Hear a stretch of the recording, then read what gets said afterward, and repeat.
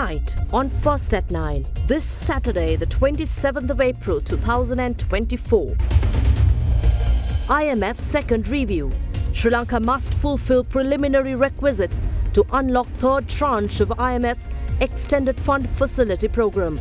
Subject State Minister slams opposition for claims of lacking transparency. Urgent attention. Elevated landslide risks to some areas of Badul. NBRO to launch comprehensive study. Fuel distributor. RM Parks in collaboration with Shell to commence fuel operations in Sri Lanka early next month. ඔබේ විශ්වාසය දෙනු සෙන්සුරයින් දැන් ළඟමැති ෆාමසියෙන් ලබාගත හැක. This is Derana First at 9 with Indivadi Amuata. Live from Studio 24 in Colombo. And a very warm welcome. You're joining us this Saturday on First at 9 for the very latest internationally and here at home with a comprehensive updates of the latest developments. We start off with tonight's top stories. In local news, President Ranil Wickremesinghe underscored the importance of attracting a greater level of youth involvement in Sri Lanka's agriculture through an agriculture modernization program. Meanwhile, during a meeting with the US Under-Secretary for Trade and Foreign Agricultural Affairs, Alexis Taylor, yesterday, the head of state remained hopeful that a dairy modernization initiative backed by the United States would fortify island-wide dairy expansion projects. It was disclosed that the US Department of Agriculture has also embarked on a new 5-year, $32.5 million project to further boost school meal provisions across 8 districts in Sri Lanka, aiming to provide meals for nearly 200,000 students covered under the National School Meals Program. U.S. Under-Secretary for Trade and Foreign Agricultural Affairs Alexis Taylor, currently on an official visit to Sri Lanka, paid a courtesy call on President Ranil Wickremesinghe at the Presidential Secretariat last evening. The Under-Secretary, together with U.S. Ambassador Julie Chung, met with the President to discuss the support extended by the U.S. Department of Agriculture to enhance Sri Lanka's agricultural sector. A primary focus of deliberations was the ongoing dairy modernization program supported by the United States. President Wickremesinghe underscored that the $27.5 million market-oriented dairy product would fortify island-wide dairy expansion projects. Additionally, the U.S. Under-Secretary was briefed on the Sri Lankan government's agriculture modernization efforts. In response, the U.S. delegation remained positive and affirmed their commitment to providing the necessary assistance for such initiatives.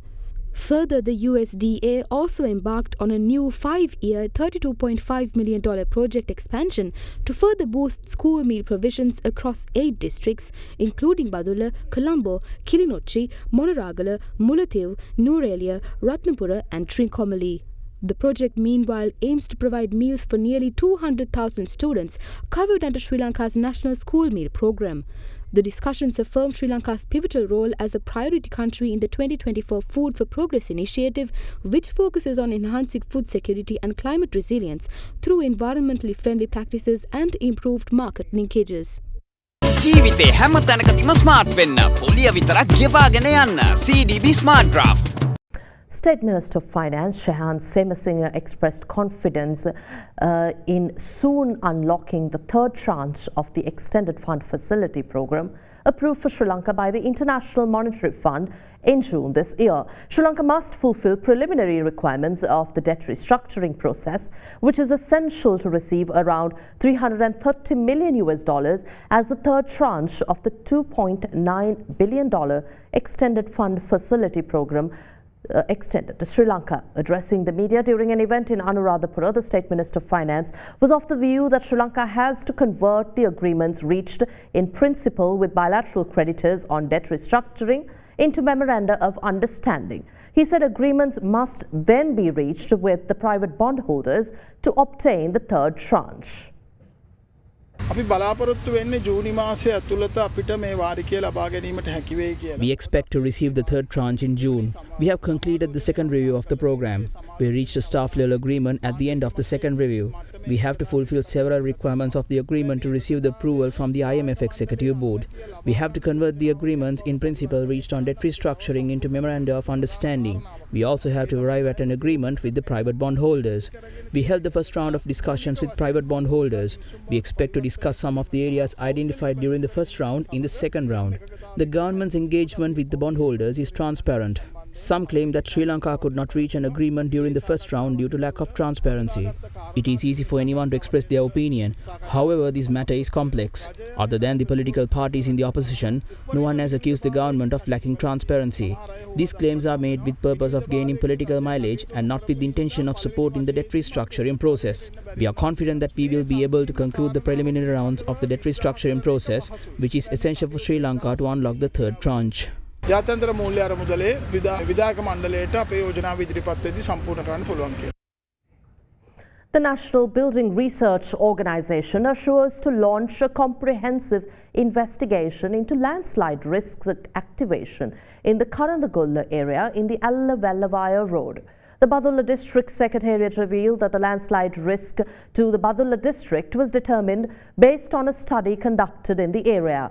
The District Secretary, Panduka Sri Prabhatha Abeyardhana, said a request was made from the National Building Research Organisation to ascertain the cause of elevated landslide risk. A landslide-prone area in Malitugola area in Alla has become active again, with the situation being further accelerated, prompting distress among the local residents. With the landslide being activated near a water catchment area, muddy spring water has emerged from underground.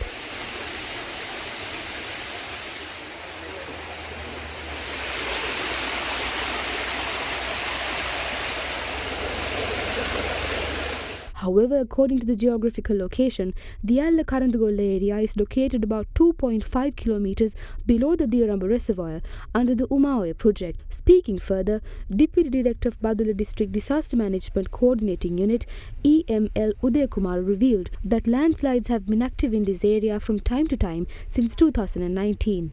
However, as a result of the torrential rains last year, about 15 acres of the area collapsed. The National Building Research Organisation meanwhile stated that the risk of further landslides depend on the inappropriate land usage, the surface and the internal drainage system of the area. However, if the escalated landslide risk remains unchanged, it is anticipated that the Alla-Vellavaya main road running below it will also be affected as a result. A total of 13 families had been evacuated from the area since 2019. There is an ongoing rumor that the cause behind the risks of the landslides is the threat posed as a result of the Umaoya project. However, no study has been executed to prove such allegations. We have requested the NBRO to launch a thorough investigation into the matter to ensure whether the landslide risks have risen as a result of the Umaoya project.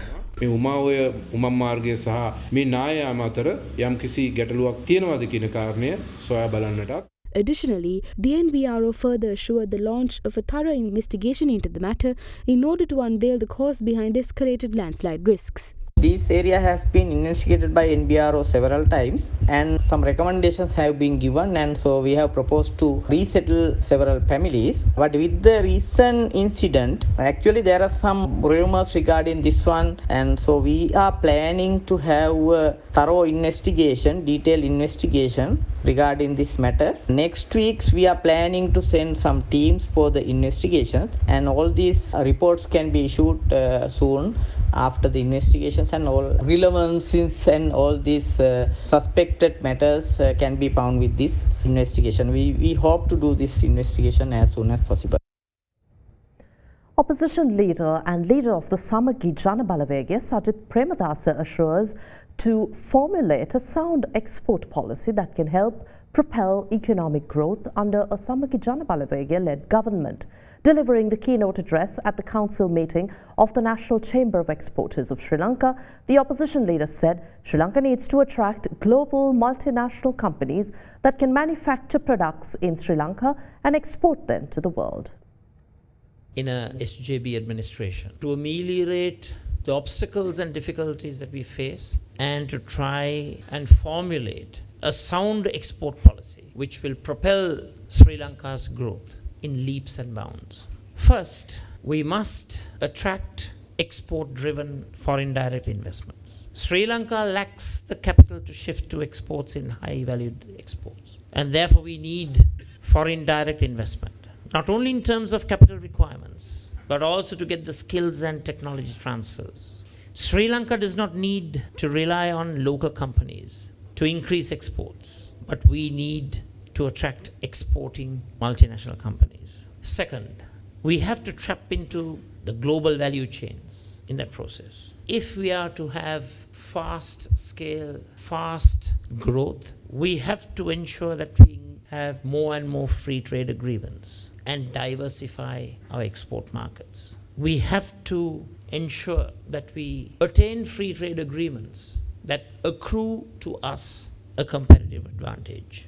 Most foreign investors want to invest in manufacturing in a country like Sri Lanka to fulfill a part of the supply chain where Sri Lanka would have a competitive advantage. Bilateral free trade agreements and joining regional trade blocs like RCEP will open up the opportunity for Sri Lankan businesses to export more and find new markets. And Minister of Trade, Commerce and Food Security, Nalin Fernando, says the program to take the country's economy forward will be continued under the leadership of President Ranil Wickremesinghe. Meanwhile, President's Director General of Trade Union, Saman Ratnapriya, says the opposition is not willing to unite or appreciate genuine efforts, even at a time when the country is facing a crisis. Here's a look at some comments made by politicians today. මේ රටේ යමක් කරලා 100%ක් හොඳක් අහගන්න පුළුවන් තත්වයක් නැහැ. ඔය කට්ටිය ඊශ්‍රායලෙන් ඉගෙන ගන්න ඕනේ. ඊශ්‍රායලට හමාස් ගහපු වෙලාවේ ලෝකේ පුරා හිටපු ඊශ්‍රායල් ජාතිකයෝ ඊශ්‍රායලට ඇවිල්ලා සහයෝගය ප්‍රකාශ කරා රට වෙනුවෙන්. විපක්ෂයත් එකතු වුණා. අපේ රටේ විපක්ෂය රට හොම්බෙන් ගියපු වෙලාවෙවත් එකතු වෙන්නෙත් නැහැ. සත්භාවයෙන් මේ කරන දේවල් දකින්නෙත් නැහැ. හැබැයි ඒගොල්ලෝගේ විවේචන අපි ගණන් ගන්නේ නැහැ. අපි මේ රට වෙනුවෙන් රටේ ජනතාව වෙනුවෙන් රට ඉස්සරහට අරගෙන යන මේ සියල්ලම කටයුතු කරමින් ඉන්නවා. ඒ වගේම මේ දිනෙන් පස්සේ ওই කියන දේශපාලන පක්ෂවල අය අපිත් එක්ක එකතු වෙනවා අනිවාර්යයෙන්ම. අපි මේ අවුරුදු එකමාර තුල ජනාධිපතිතුමත් කැබිනට් මණ්ඩලයත් අපි දේශපාලනය ගැන හිතුවේ නැහැ. අපි රට ගැන හිතුවේ. එක එක හන්දි ගානේ එක එක තැන්වල ගිහිල්ලා ආර්ථිකය හදන්න උපදෙස් දෙන්න ආර්ථිකය හදන්න මෙහෙමයි කියන්න මිනිස්සු ඇති මේ රටේ. නමුත් මේ රට කඩා වැටලා රටේ මිනිස්සුන්ව කණ්ඩ නැතුව තියෙද්දි රටේ මිනිස්සු අසරණ වෙලා තියෙද්දි ඒ වගකීම් බාර ගන්න මේ රටේ කිසිම මිනිහෙක් හිටියේ නැහැ කියන එක අපි පිළිගන්න ඕන. ඒ නිසා අපි රනිල් වික්‍රමසිංහ මැතිතුමත් එක්ක මේ දේශපාලන වැඩපිළිවෙලත් ආර්ථිකය හදන වැඩපිළිවෙලත් අපි ශක්තිමත් ඉදිරියට යන්න අපි තීන්දුව කරලා තියෙනවා. ආණ්ඩු පක්ෂයේ සියලුම මහජන නියෝජිතයන් ජනාධිපතිතුමා සමග වැඩ කටයුතු කරගෙන යන කිසි බාධාවක් ඇති වෙලා නැහැ. සියලු දෙනා පිළි අරගෙන තියෙනවා නායකයා හැටියට ඒ කටයුතු බාධාවකින් තොරව ඉදිරියට යනවා. ඒ කාලේ මට මතකයි මම ගිහුවාම රනිල් වික්‍රමසිංහ ජනාධිපතිතුමාට රට බාර දෙන්න එතුමා ඩොලරය ගෙනයි කියලා 250කට විතර මම දැක්ක මට බයිනවා. ඉතින් ඒක සිදු වෙයි. ඒ ගැන කලබල නොවී ඉන්න සමස්ත ජාතියම.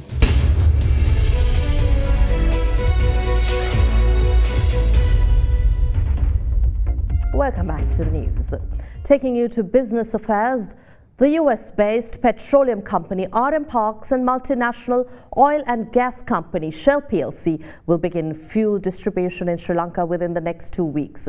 Addressing a media briefing, State Minister of Power and Energy D.V. Shanaka said both petrol and diesel vessels of the fuel supplier have already reached Sri Lanka. In November last year, US-based RM Parks signed an agreement with the Board of Investment to bring in Shell products to Sri Lanka through an investment of $110 million. RM Parks will operate 150 former Ceylon Petroleum Corporation franchise fuel stations and 50 new refueling stations. තෙල් ආනයනය කිරීමේදී 70% කරන්නේ petroleum එක හරහා. 70% of Sri Lanka's fuel requirement is imported by the Ceylon Petroleum Corporation. Fuel imports by private companies account for the remaining 30%. India, China, the United States and Australia supply fuel to Sri Lanka. ඉන්දියාව තියෙනවා. එතකොට චීනය තියෙනවා. එතකොට ඇමරිකාව තියෙනවා. එතකොට ඕස්ට්‍රේලියාව තියෙනවා. අපි දැක්ක පහුගිය කාලේදී රාජ්‍ය විසින් සිනෝපෙක් සමාගමට අවස්ථාව ලබා දුන්නා ලංකාවේ මෙහෙයුම් කටයුතු සිදු කරන්න. ඒ වගේම තමයි පහුගිය කාලේ බොහොම ලොකු පුවත් මෙව්වා ෂෙල් සමාගම මෙහෙයුම් කටයුතු ආරම්භ කරනවා කියලා. නමුත් අපි තාම දකින්නේ නැහැනේ ෂෙල් ෂෙඩ් එකක්. කවදද මේගොල්ලෝ මෙහෙයුම් කටයුතු පටන් ගන්නෙ? ඔවුන් ලංකාවට මේ වෙද්දී ඩීසල් සහ පෙට්‍රල් නැව් ලංකාවට ගෙනෙල්ල අවසන්. Their vessels containing diesel and petrol have already reached Sri Lanka. We have instructed them to make all fuel products available in Sri Lanka. We will allow them to begin distribution once they import all required fuel products. We will allow distribution once all products are brought in. We have advised Shell and RM Parks to import the two premium products to Sri Lanka by the 7th of May. By the 7th of May, Shell and RM Parks can commence operations in Sri Lanka. එතකොට තව දවස් දෙකක් තුනක් ඒ කියන්නේ ලබන මාසේ 10 වෙනිදා විතර වෙද්දී එතුමන්ලට සම්පූර්ණයෙන් බෙදා හැරීම සහ ඒ කටයුතු ආරම්භ කිරීමේ හැකියාව තියෙනවා. Sri Lanka's tea exports for March increased 18.2% year on year. According to the Tea Exporters Association, the total quantity of tea exported, including re-exports with imported tea, amounted to 21.25 million kilos during the month. The free on-board price per kilo for the month was 1,795.87 rupees. Total export earnings recorded an increase of 1.87 billion rupees in March, a 5.17% increase in 2024 as against the same month of last year. Country-wise, Iraq emerged as the largest export destination for Ceylon tea, buying 8.4 million kilos in March, followed by the UAE and Russia.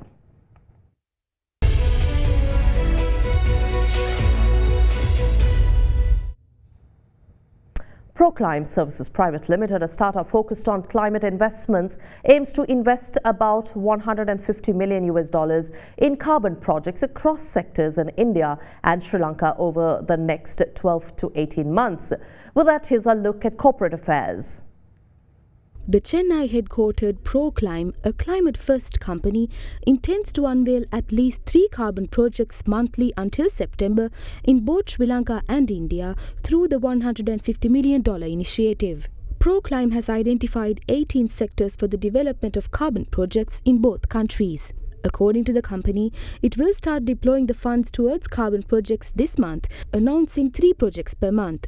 The projects span nature conservation, sustainable agriculture and biodiversity. Also in corporate affairs, Ceylon Grain Elevators plc said the group looks to expand into new overseas markets as a key growth strategy in the coming years. Ceylon Grain Elevators currently exports feed to regional countries and will look to expand exports and also venture into new markets by harnessing the brand reputation of Prima. In more corporate news, 3-acre farms said with positive changes in Sri Lanka's economy, the group expects to expand its commercial and breeder farms and adopt technology for greater resource efficiency in the next few years ahead. Non-executive independent chairman of the firm Vikramasenaka Veerasurya said the overall goal is to achieve seamless integration across all aspects of poultry production, ultimately increasing competitiveness in export markets.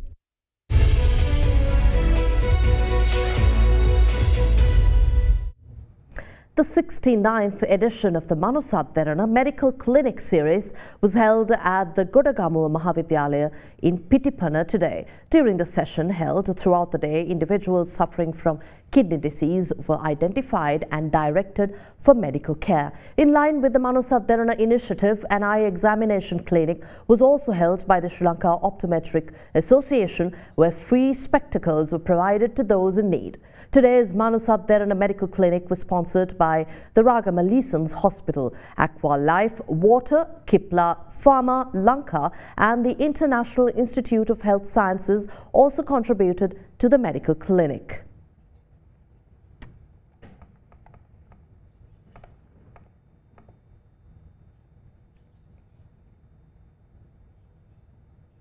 Also in business news tonight, the Malian Airlines has expanded its airline route with the introduction of direct flights from Colombo, Sri Lanka to Male in the Maldives.